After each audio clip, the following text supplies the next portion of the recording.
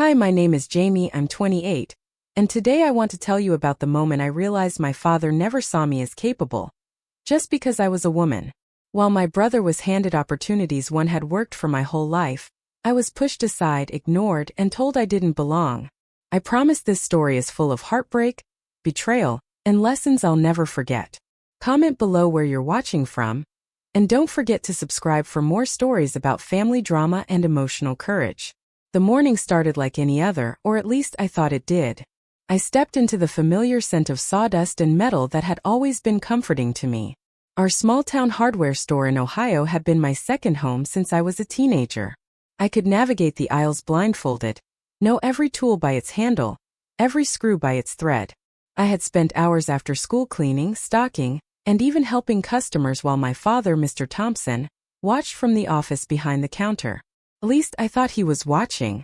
That day I walked in humming, ready to help carry some shipments inside. My father, hunched over a clipboard at the register, looked up only long enough to mutter, "Jamie, stay out of the way. Let your brother handle this." I froze mid-step, my hand on a box of nails, feeling my stomach drop. My brother Ryan sauntered in 10 minutes late, chewing gum, waving at a customer like he owned the place. I had spent years learning every procedure, every supplier, every trick to keep things running smoothly, and yet here he was, given everything I had worked for. I tried to speak, to point out the shipment we had miscounted yesterday, but my father waved me off. "Girls don't belong behind the counter. Ryan knows what he's doing." The words were like a slap I hadn't expected, and I felt the heat rise to my cheeks. My voice stuck in my throat, but my mind raced. I remember the sound of a customer asking for a specific drill bit. I moved toward them, ready to help, only to have my father step in, correcting my offer to assist. "No, Ryan can take care of that," he said, smiling at the man as if this was completely normal. My hands trembled slightly as I watched Ryan fumble the simple request. He had no idea which bit matched the drill, but my father didn't notice, or maybe he didn't care. I left the aisle, dragging my feet to the back room, trying not to let tears blur my vision. I leaned against the wall, the hum of the fluorescent lights above me matching the thumping of my heart. For years I had begged for more responsibility, more trust, more recognition. And in a single morning it felt as though everything I had done, all the small sacrifices, were invisible. Ryan dropped a hammer on the counter with a loud thud. I winced. My father barely looked up. "Careful," he muttered. "That's expensive. Don't break it." And then he went back to balancing the day's orders. The casual dismissal stung more than any argument ever could. I wandered toward the storeroom, dust settling on my sleeves. I caught sight of an old order form pinned to the wall, my handwriting from months ago. I had meticulously tracked every shipment, every supplier call, every returned item. My father had never once mentioned it to me. Not a thank you. Not a good job. Meanwhile, Ryan would get a nod or a compliment for showing up. A bell jingled above the front door, announcing another customer. I peeked around the corner. Ryan was struggling to find a paint can lid. The customer frowned. "Do you need help?" I asked instinctively, stepping closer. My father's eyes snapped to me, sharp and impatient. "Jamie," I said, "Ryan is handling it," he said, irritation in his voice. The customer hesitated, confused. Ryan gave a shrug, clearly unsure what to do. I bit my lip, holding back the words I wanted to scream. Instead, I stepped back, letting my father take the lead. After they left, I slipped into the small office behind the counter, where my father usually went to balance accounts. The room smelled faintly of coffee and old papers. I wanted to confront him, to ask why he consistently undermined me, but I didn't. Not yet. Instead, I sat quietly on a chair in the corner, listening to him mutter to himself as he tallied the day's sales. Then my father spoke aloud, but not to me. "It'll all go to Ryan one day," he said, flipping through a ledger. "He's the son, he'll take care of it. Jamie, she's too delicate for this business." I felt my heart twist painfully in my chest. "Too delicate," he said again, as if it were fact. My hands clenched into fists at my sides. Every moment of hard work, every lesson learned, every evening spent in this store hoping to earn his approval suddenly felt wasted. I stood, my legs shaky. I wanted to storm out, to leave the store and never come back, but a small part of me, something stubborn and angry, told me to stay. I couldn't let him see that his words had hurt me completely. So I returned to the floor, silent and controlled, pretending I belonged in the shadows while Ryan stumbled through tasks I had mastered years ago. Later that afternoon, a regular customer came in. Mr. Walters, a man in his 70s who had been coming here since my childhood, smiled at me. "Jamie, can you help me find the right screws for this old cabinet?" I started to answer, my voice steady. My father's sharp gaze cut across the room like a knife. "Ryan, handle it." Ryan squinted at the label, confused. Mr. Walters frowned. I stepped closer. "Mr. Walters, I can help you." Before I could say more, my father waved me back. "Jamie," I said, "Ryan can do it. Stop crowding him." Mr. Walters looked between us, clearly sensing the tension. He muttered, "I thought Jamie always handled these." He gave me a half-smile that felt like acknowledgement, but it didn't change my father's decision. I retreated to the back again, my chest tight. The store felt smaller, colder, and more suffocating than ever. I thought about every time I had stayed late to stock shelves, fix broken equipment, or help customers with patience and care. And I realized that none of it mattered to the person whose approval I craved most. By the time evening rolled around, I found myself alone in the storeroom, counting inventory by myself. The dim light above me flickered. I felt a wave of emotions: hurt, frustration, anger, and determination all tangled together. I touched a box of nails, tracing the edges with my fingers, and a thought struck me. Maybe this wasn't about proving my father wrong in that moment. Maybe it was about proving myself. Ryan wandered into the back room, slinging a bag over his shoulder. "Don't forget we have deliveries tomorrow," he said lazily. I didn't respond. He wasn't aware that every misstep he made was pushing me closer to realizing my own strength. Finally, my father called it a day, locking the registers and counting the till. He barely acknowledged my presence. "Make sure the floors are swept before you leave," he said, then left. His absence filled the room with a silence that was almost suffocating, but also strangely freeing. I stayed behind, sweeping carefully, listening to the soft scrape of the broom against the floor. It was just me and the smell of sawdust and paint thinner. I thought about how much I had sacrificed to belong here, and how little it had mattered. The ache in my chest slowly transformed into a quiet resolve. I would find my place, even if it wasn't in the corner of my father's hardware store. I would learn, grow, and build something that belonged to me, something he couldn't dismiss simply because I was a woman. And as I turned off the lights, the final thought that lingered in my mind wasn't revenge. It was a promise. I wasn't going to wait for him to hand me anything. If he refused to see my worth, I would create it myself. That day, the hardware store didn't just become a workplace. It became the spark that lit a fire I didn't know I had. And I would never allow it to be extinguished by anyone's narrow expectations again. The next morning, I woke to a heavy silence in the house. The kind of silence that presses down on your chest before anything is even spoken. I thought I might try to convince myself that yesterday's humiliation at the store was just a bad day. Maybe my father would see sense, or maybe Ryan would trip over a shelf and finally learn something. But something told me it wasn't a single day. It was the culmination of years, and I was about to find out just how far my father's disregard for me went. I was folding laundry in my room when I heard the unmistakable sound of my father's voice downstairs. It was low, deliberate, and filled with that tension I had learned to recognize as serious business talk. My ears perked up.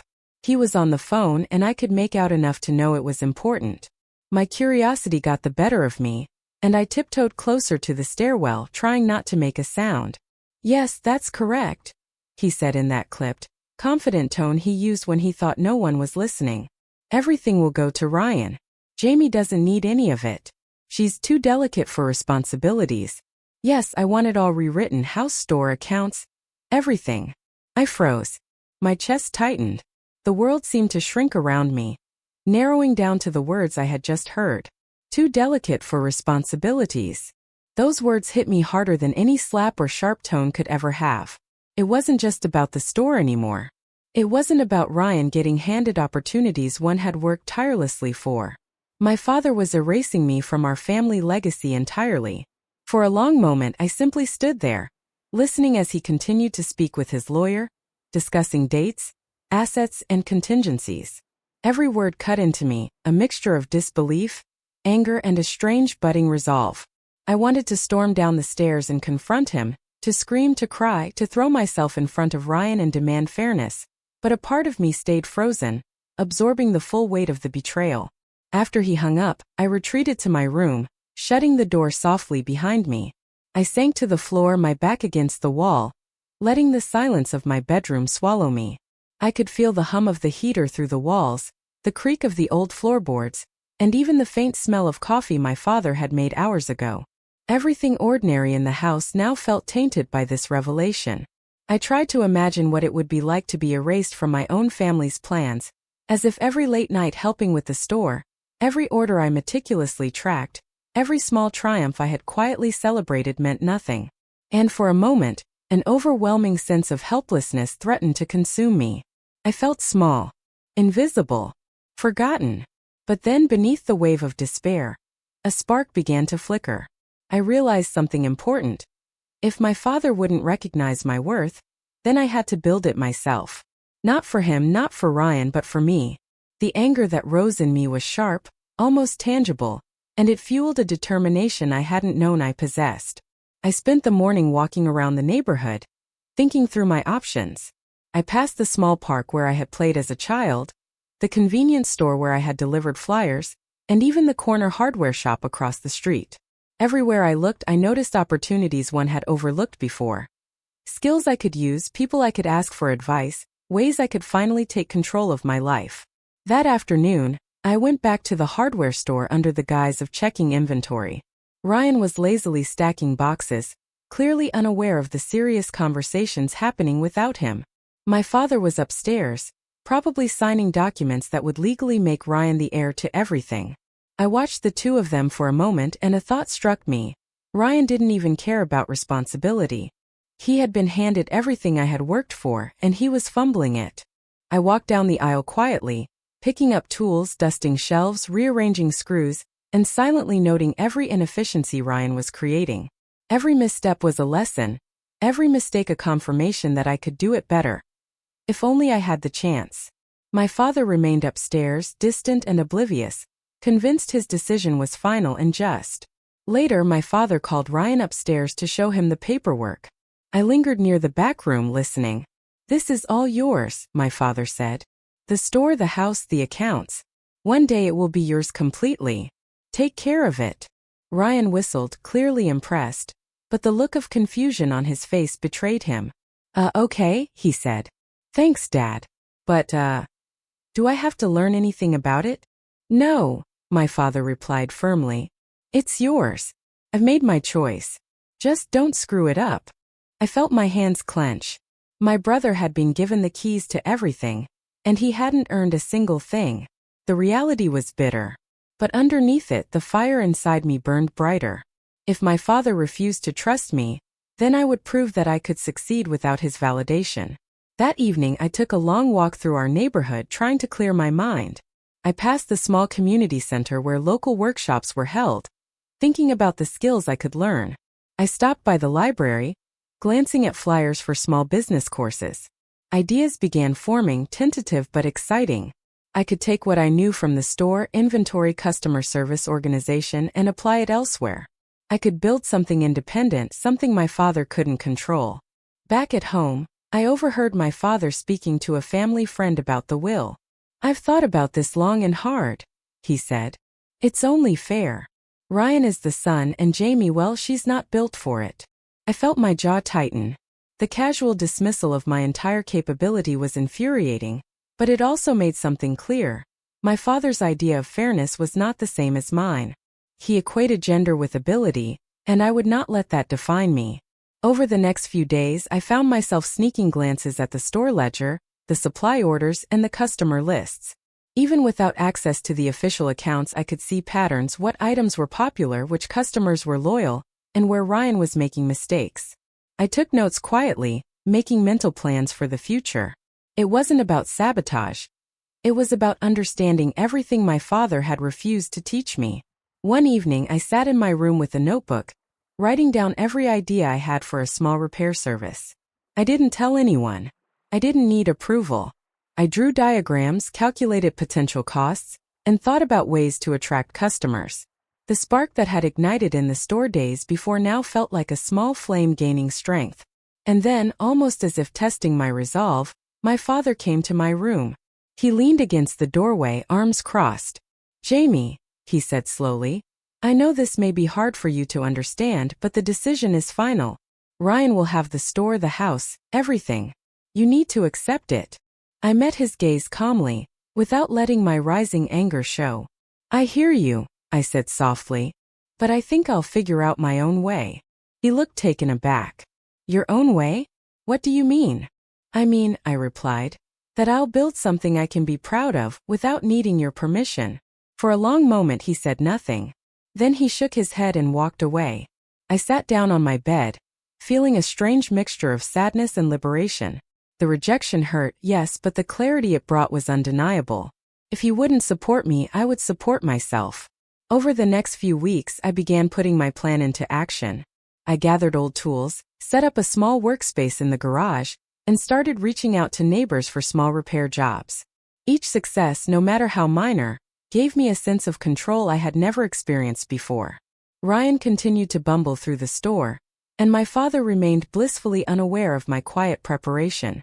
Every night, as I laid down to sleep, I reflected on the sting of betrayal, the unfairness of being overlooked, and the injustice of my father's decision. And every night I also reminded myself that this was not the end. It was the beginning of a life I could shape entirely on my own terms. By the end of the month, my small side projects had begun attracting attention. Neighbors, friends, and even former customers from the store started requesting my help. I realized something profound.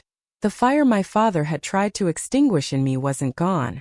It was alive, growing stronger with every small victory. Hearing my father rewrite the will had been a devastating blow.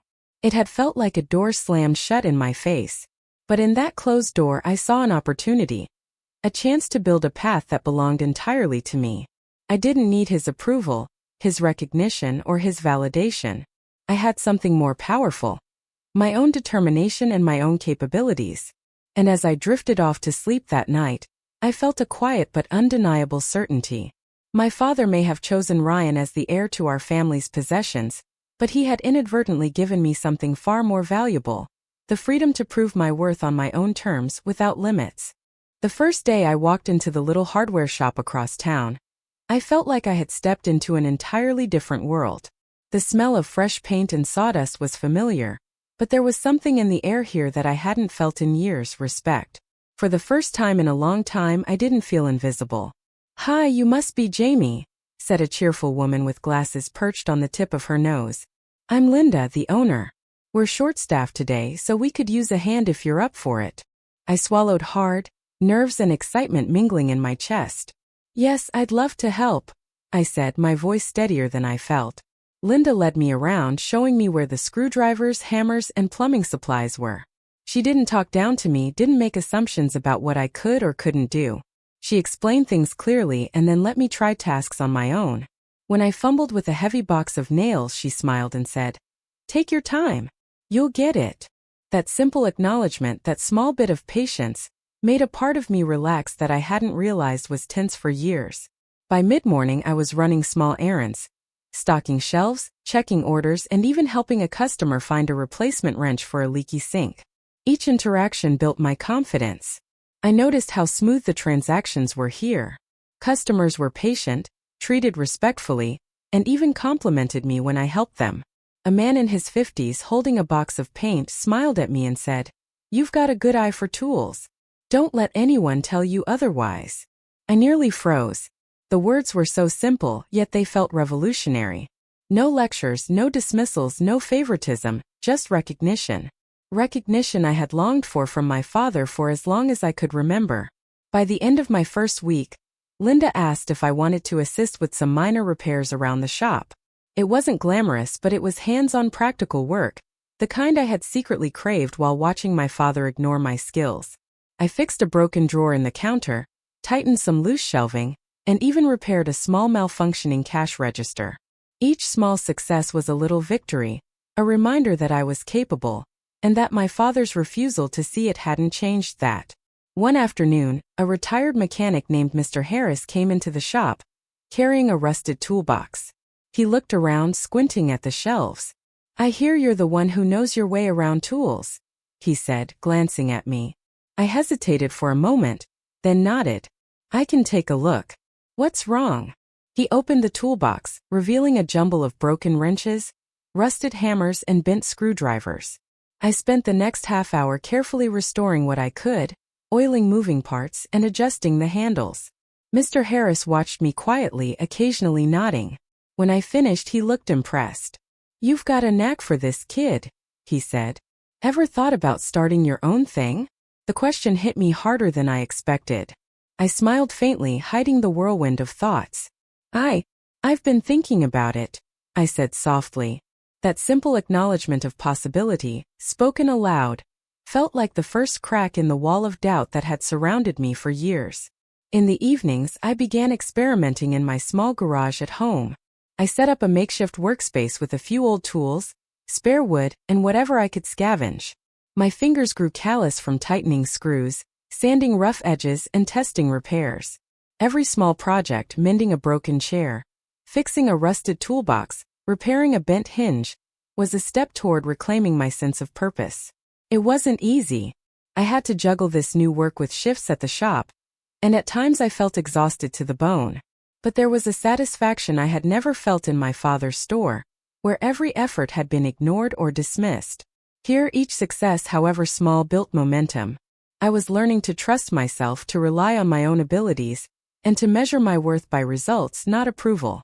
One particularly rainy afternoon, I got a call from a neighbor, Mrs. Delgado. "Jamie, can you come over? My son's dresser broke, and I don't want to pay someone else to fix it." I grabbed my toolbox and ran over, soaked but undeterred. I spent nearly 2 hours taking apart the dresser, realigning the drawers and reinforcing the frame. By the time I left, Mrs. Delgado was beaming. "You've got magic hands," she said. "I don't know what we'd do without you." Driving back home in the rain, I felt a warmth in my chest that had nothing to do with the heater blasting in the car. I realized that each act of service, each repair I completed, wasn't just helping others, it was building me. It was proof that I could survive, thrive, and succeed, even without my father's support. At the shop, I started noticing subtle differences in how I approached my work compared to my brother's approach back home. Ryan fumbled, rushed, and often ignored details. I, on the other hand, focused on precision, care, and thoroughness. Every screw I tightened, every shelf I adjusted, was a small act of rebellion against the years of neglect I had endured. I was proving, silently but firmly, that skill and diligence mattered more than gender. I also began documenting my projects. I kept a notebook with detailed diagrams, notes on tools, materials, and techniques. It was methodical, organized, and professional, the kind of work I had dreamed of showing my father but never could. I knew that someday this record could become the foundation of something larger. A business, a portfolio, or simply proof that I had mastered my craft without anyone holding me back. Word began to spread slowly. Mrs. Delgado mentioned me to her friends, who mentioned me to others. Soon, small jobs started coming my way. Fixing broken chairs, repairing garden tools, patching fences. Each call, each request strengthened my confidence. I realized that people trusted me, even without credentials, because of my attention to detail, my reliability, and my quiet determination. One afternoon, while organizing some shelves at the shop, Linda approached me. "Jamie," she said, "you've got a real gift for this. Have you thought about taking on a few clients independently? Maybe start something small on the side?" Her suggestion felt like validation I had never received from my father. My throat tightened, but I nodded. I think I can do that," I said. That evening, I went home and pulled out my notebook. I began mapping out a plan for a small independent repair service. I listed potential clients, necessary tools, and reasonable prices. I made rough sketches of advertising flyers and even started thinking about a simple website. My heart raced, not with fear but with excitement. For the first time, I felt like I was in control of my destiny. There were setbacks, of course. Some repairs took longer than expected. Some clients hesitated, skeptical about hiring someone so young, so unknown. But each challenge taught me something new. About patience, about problem solving, and about perseverance. And slowly, I began to see a pattern. The harder the work, the greater the satisfaction. Every completed job was a silent declaration. I didn't need anyone's permission to prove my worth. One evening, as I closed up the shop, a regular customer approached me. "Jamie," he said, smiling, "you've changed the way people see this neighborhood. You're not just fixing things. You're showing people what dedication looks like." I felt my chest tighten with pride. For the first time, recognition wasn't tied to my father or to a title. It was real, earned, and meaningful. I realized that starting over in a place where no one knew my father's rules had given me something far more valuable than any inheritance: autonomy. By the end of the month, my little side projects were beginning to attract steady attention. I had repeat clients, small referrals, and even some requests from businesses in town. My confidence soared. Each success reinforced the belief that I could achieve my goals without relying on family approval. Late one night, I stood in my garage surveying my makeshift workspace. Tools neatly arranged, projects organized, and plans carefully mapped out. The soft glow of a single lamp highlighted the small victories I had accumulated over weeks. I realized that this was just the beginning. I was no longer the overlooked daughter in a family that refused to see me. I was Jamie, the one who could build, repair, and create her own path, regardless of the obstacles. And in that moment, I felt a quiet satisfaction that no inheritance or family blessing could ever provide. I was free, capable, and determined. I was building a life on my own terms, one repair, one project, and one small success at a time. It started slowly, almost imperceptibly. I didn't hear the first sighs, the missed deliveries, or the small errors in inventory that my father and I had long ago tried to prevent. But over time, the consequences became unavoidable. Ryan, who had been handed everything, our family's hardware store, the house, and even the accounts, was unraveling in ways that were both shocking and secretly satisfying. The first sign was the shipment order for a local contractor, one of the most important accounts my father had cultivated over decades. I received a text from a former customer. "Jamie, Ryan messed up my order. Not enough screws, wrong sizes, and the paint is all wrong. Please tell me this is a temporary thing." I sat in my small workspace, my hands frozen over a notebook full of designs for my independent projects. My heart tightened, but not for Ryan. I felt pity, a quiet acknowledgement that he had never truly understood the responsibility he had been given. He had never worked for it, never earned it, and now it was slipping through his fingers. I drove by the store later that afternoon under the guise of picking up supplies. From the corner of my eye, I noticed Ryan struggling to organize deliveries. Boxes were stacked haphazardly, labels facing the wrong way, and customers waiting in line looked frustrated. One man holding a bag of screws muttered under his breath, "I don't know what happened to this place." Ryan's hands trembled slightly as he tried to check the order book, flipping pages too quickly, clearly overwhelmed. A clerk I hadn't met before looked around, clearly unsure whether to help him or wait for him to sort it out. The store, which had once run like clockwork when I was allowed even a small role, now felt chaotic. Later that week, I overheard my father on a rare phone call. He sounded tense, sharp, less his usual commanding self and more anxious, almost defensive. "Ryan, you need to pay closer attention. The contractors are complaining. You can't afford to lose these accounts. Do you understand?" Ryan's muffled response was defensive and uncertain. I got it, Dad. I'll fix it." The panic in my father's voice, the trembling of my brothers, was almost surreal. For years I had been dismissed, ignored, and undervalued. Now the very thing that had been handed to Ryan without effort was slipping because he lacked the diligence, the patience, and the skill I had spent years cultivating. I couldn't help but watch quietly from a distance, the mix of emotions inside me almost too complex to name. There was no gloating, no triumphant smile, just an odd satisfaction in seeing that life, unchecked by skill or experience, has a way of balancing itself. One afternoon Ryan called me. "Jamie, can you come by? I need some help." I hesitated, my fingers hovering over the phone. Could I go back into that world, the world where I had been dismissed for being a woman? But curiosity won. "Fine," I said, keeping my voice neutral, careful not to give away my feelings. When I arrived, the store was in disarray. A shipment of paint had spilled, cans toppled over. Shelves were crooked, invoices scattered across the counter. Ryan stood in the middle of it all, holding his head in his hands. "I don't know what to do," he admitted, voice shaking. "I thought this would be easy. Dad made it sound simple." I took a deep breath. "It's not easy," I said softly. "It never was. That's why I spent years learning, Ryan. You can't just show up and expect it to work on its own." He looked at me, frustration and desperation etched across his face.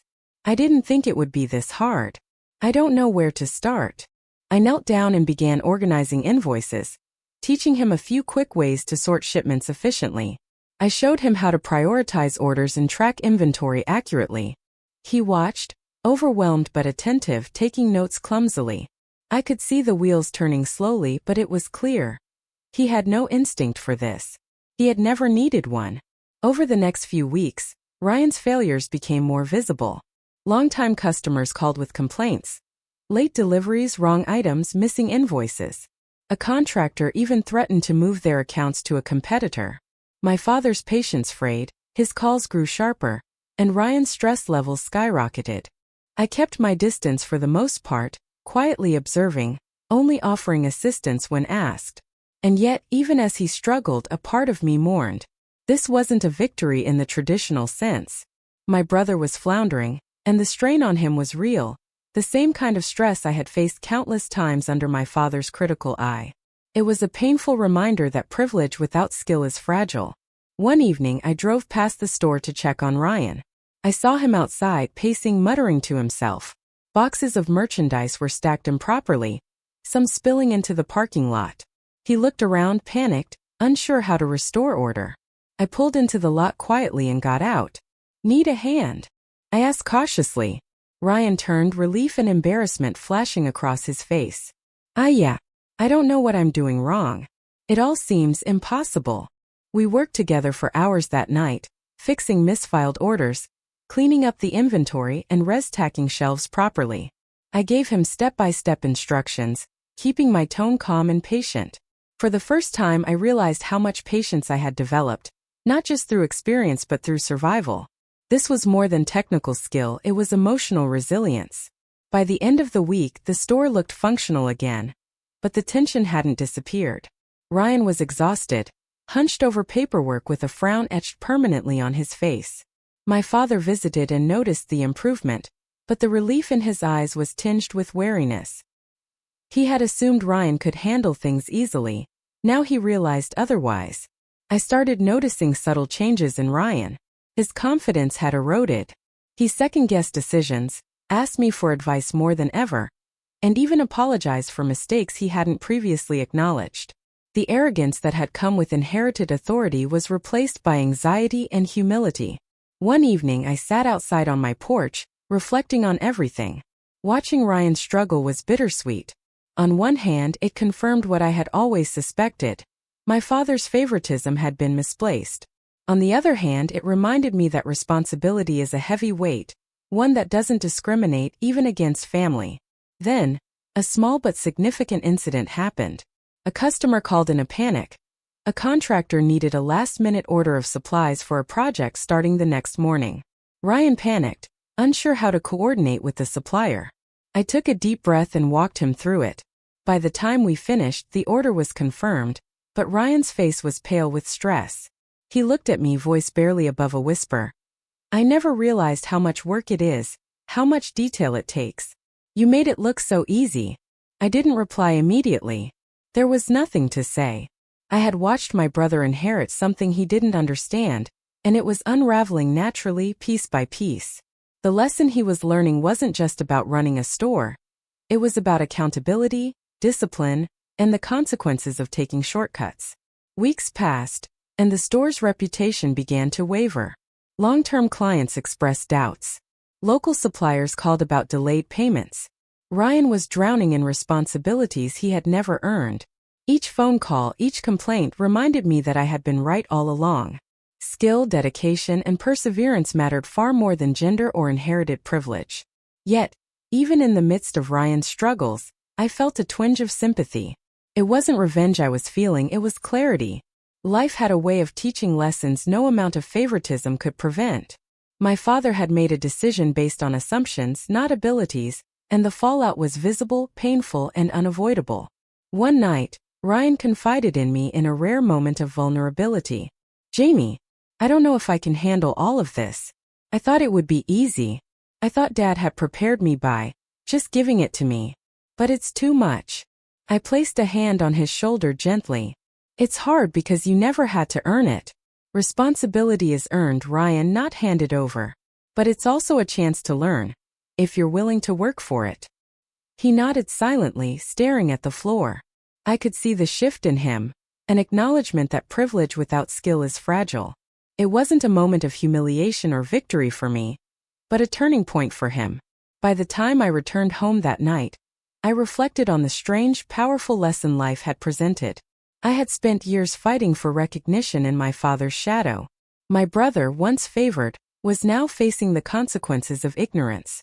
And I, standing on the sidelines but prepared, had quietly forged a path that could not be taken from me.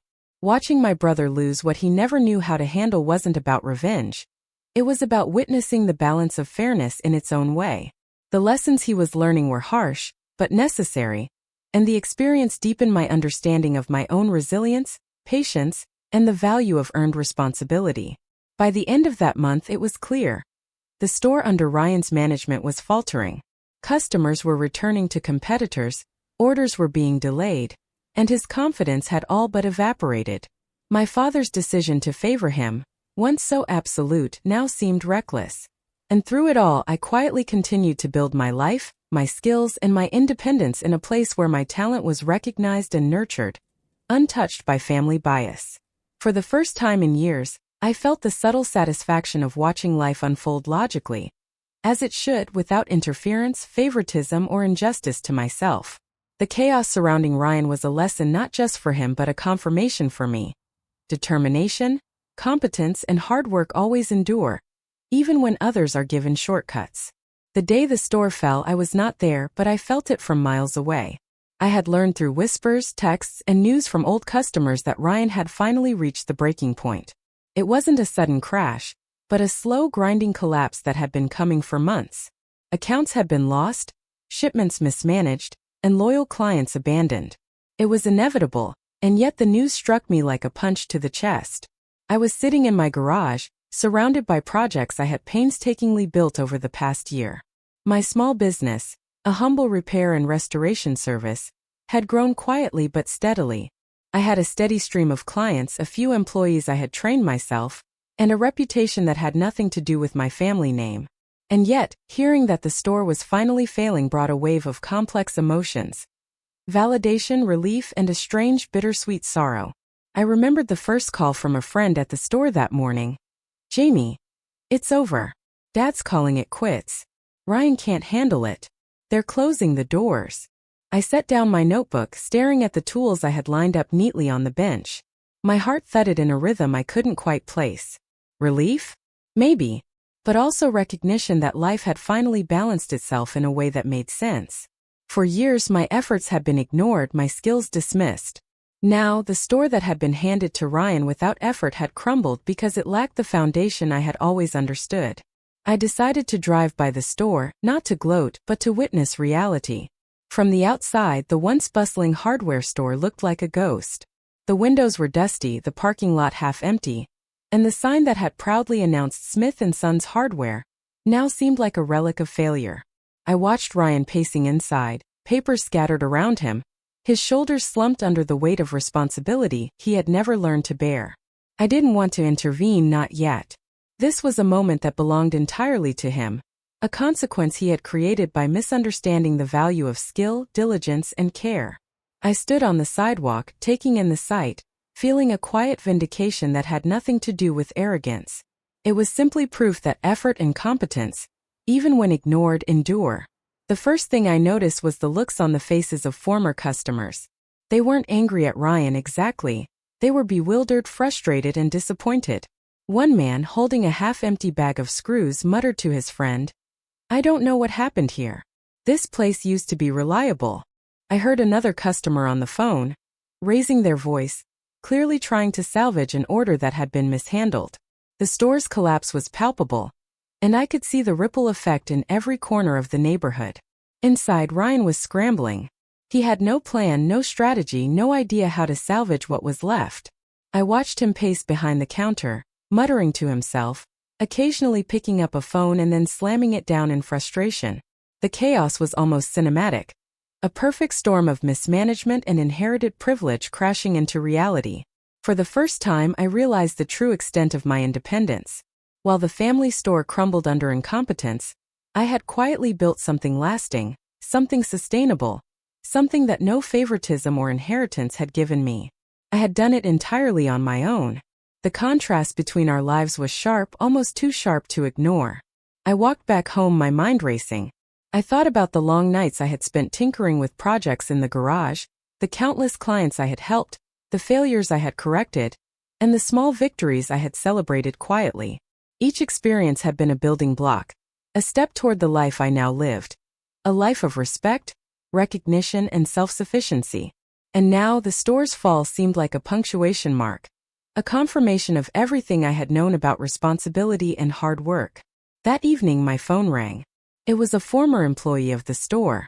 "Jamie, you're not going to believe it. Ryan, he's letting the place go completely. Dad says he can't handle it, and honestly neither can he." I nodded silently, even though he couldn't see me. My chest tightened in a strange way, part relief, part sorrow, and part pride. The story of neglect, favoritism, and dismissal had come full circle. But this time I wasn't a passive observer. I had acted, worked, and built a life that was independent, fulfilling, and meaningful. The next morning, I received a message from one of my first clients, Mrs. Delgado. "Jamie, I just wanted to say, I'm so proud of you. You've built something real, something that lasts. Don't ever let anyone tell you otherwise." Her words lingered with me as I walked into my workshop. I ran my hands over the tools, each one a reminder of what I had accomplished. Unlike the store, my life wasn't built on assumptions or handed-down privileges. It was built on skill, effort, and perseverance. And that gave it a durability no failure could ever shake. I couldn't resist checking in with Ryan one last time. I called him cautiously, unsure if he would even answer. "Jamie, hi," he said, his voice low, hesitant. I don't know what to say. The store, it's gone. I screwed everything up." I took a deep breath. "Ryan, it's not about blame anymore. What matters is that you understand the lessons this has taught you. Responsibility isn't given, it's earned. You had the chance, and now you have the experience to know why skill and diligence matter." He was silent for a moment, then admitted quietly, "I get it now. I really do. I wish I'd understood sooner." "I know," I said gently. "But you did eventually. That's what counts." As I hung up, I felt a weight lift from my shoulders. For years I had carried resentment, anger, and the sting of rejection. But now the lesson had come full circle. I hadn't needed Ryan's failure to succeed. My life was mine to shape, and I had done it.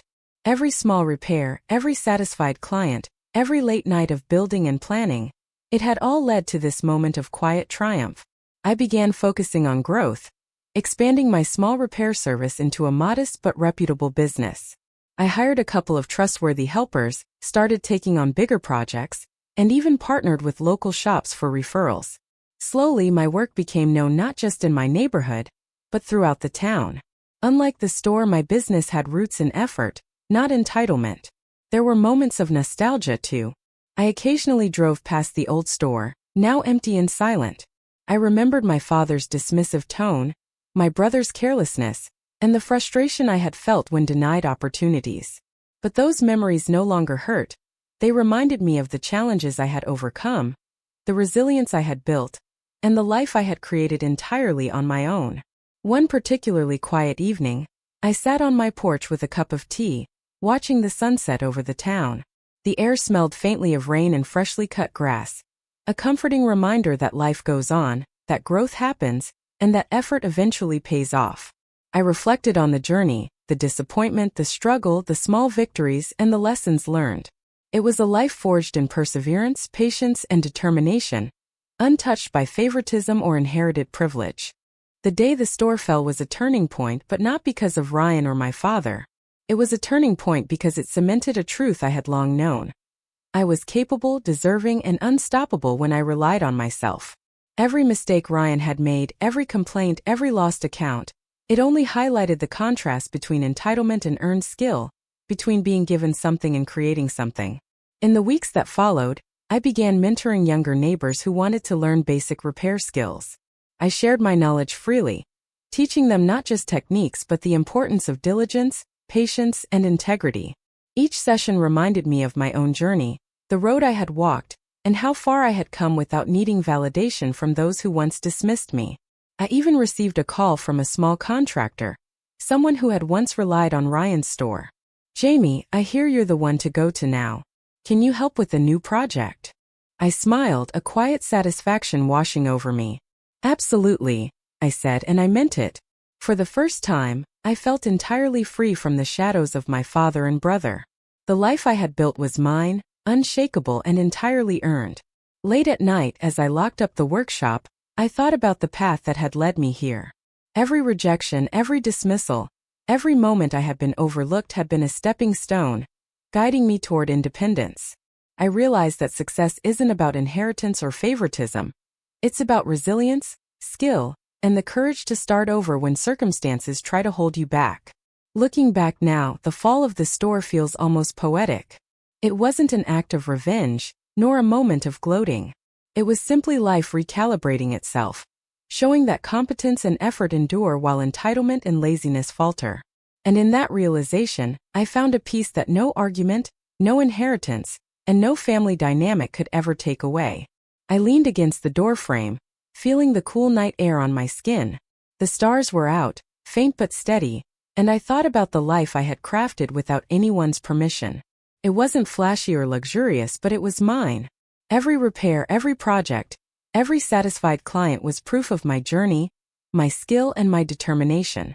For the first time in my adult life, I felt unshakable. The store had fallen, my brother had learned his lessons the hard way, and my father, well, he had watched from afar as the child he underestimated thrived in ways he could never imagine. And I smiled, knowing that I had not only survived, but I had truly built a life that no one could ever take from me.